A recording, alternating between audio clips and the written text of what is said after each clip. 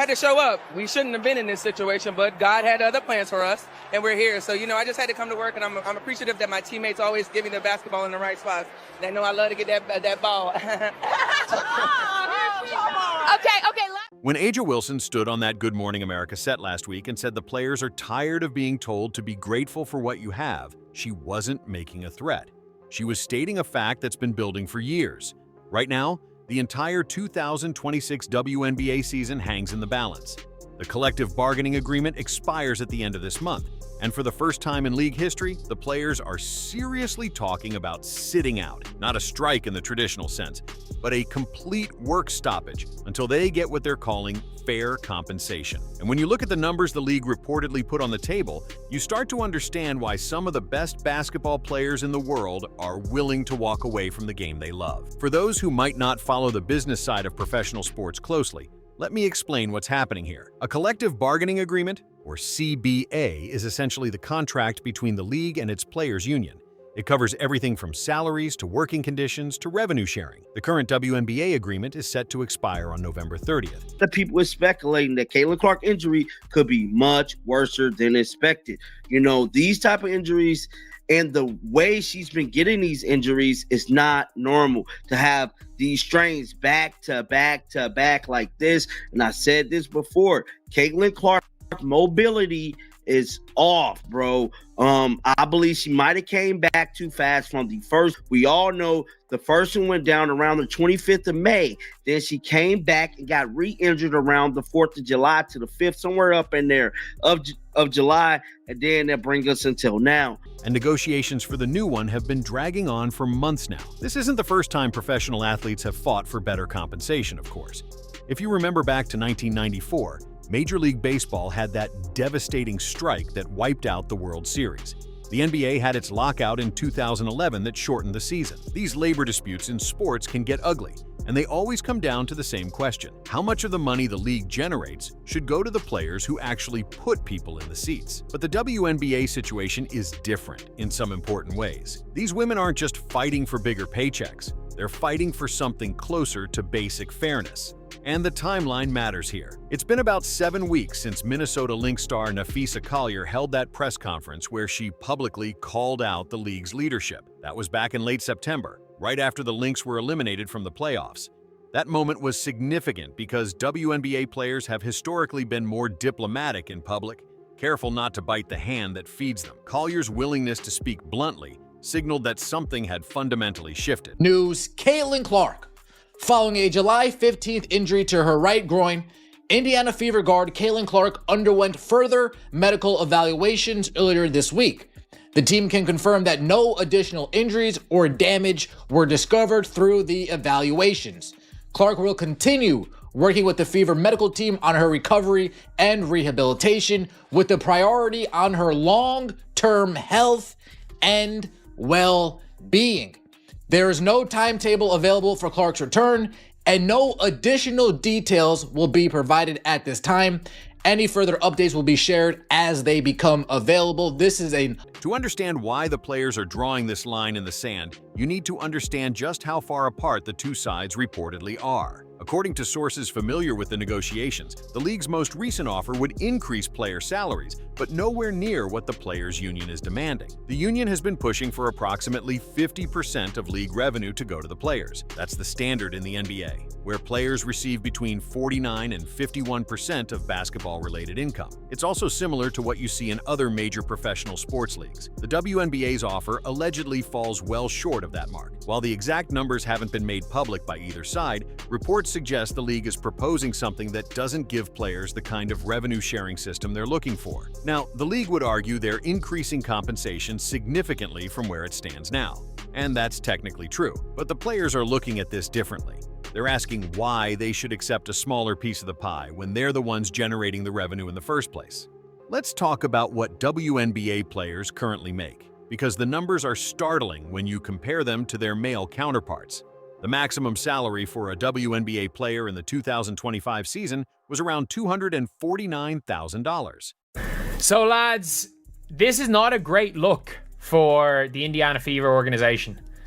If you've got Caitlyn Clark, the star of the Indiana Fever, like she's going and seeing whatever about not seeing the Indiana Fever's doctors. Like, it is what it is with that.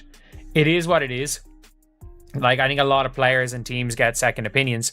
But if you haven't seen here, Stephanie White says there's no update on Caitlyn Clark or potential timeline. She met with another doctor, but White says she hasn't spoken with the trainer. The league minimum was roughly $66,000. Those maximums go to superstars like A'ja Wilson, Brianna Stewart, and yes, Caitlyn Clark eventually when she's eligible. These are women who sell out arenas, who drove television ratings through the roof this past season, who have signature shoe deals worth millions. For comparison, the NBA minimum salary for a rookie is over $1 million. The maximum can reach into the $50 million range annually. Now, critics will point out that the NBA generates far more revenue than the WNBA, and that's absolutely true. But here's what makes the players' argument compelling. The revenue gap between the leagues is enormous, but the revenue share gap is also enormous.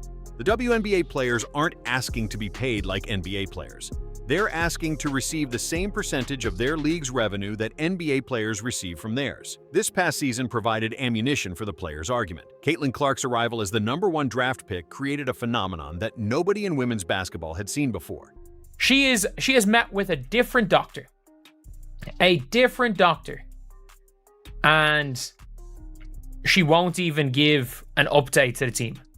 Not, oh yeah, you know, she's met with a different doctor and we're waiting on an update. She's waiting, or not even, well, that's basically it. They're waiting on, oh, she's gone to a different doctor and they've heard nothing. Games that used to draw a few 100,000 viewers on streaming platforms were suddenly pulling in millions.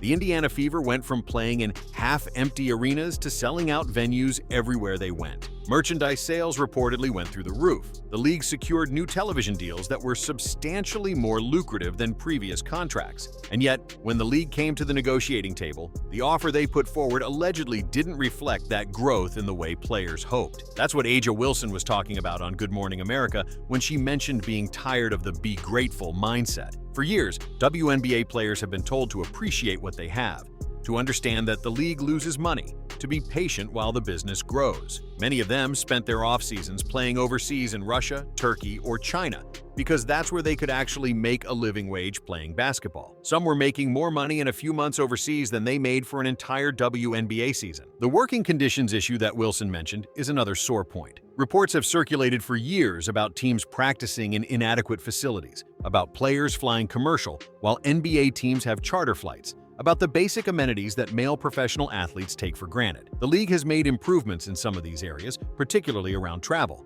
but the players argue that these shouldn't be seen as generous perks. They should be baseline standards for professional athletes generating millions in revenue. Napheesa Collier's press conference back in late September was remarkable because she didn't mince words. She specifically criticized what she characterized as poor leadership from the league office. She talked about feeling disrespected by the negotiation process, and she made it clear that the Players' Union was unified in its willingness to sit out the 2026 season if necessary.